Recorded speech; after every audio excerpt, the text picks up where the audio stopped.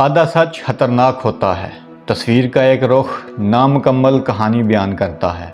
ये 60 सेकंड आपके सोचने का अंदाज हमेशा के लिए बदलने वाले हैं। ये तस्वीर आजकल सोशल मीडिया पर वायरल है।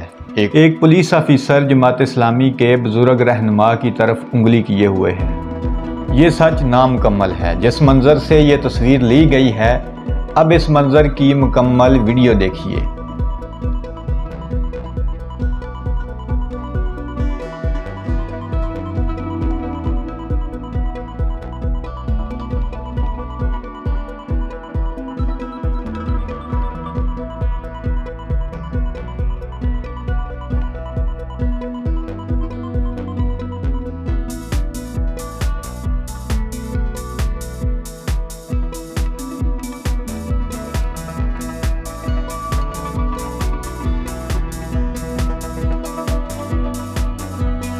अब क्या समझे, यही सोशल मीडिया की सच्चाई है। होता कुछ है, दिखाया कुछ जाता है। इसी तरह जहन साजी होती है, लोग धड़ाधड़ शेयर करते हैं, फिर इससे राय अमा बनती है और फिर इससे बयानिए तश्कील पाते हैं।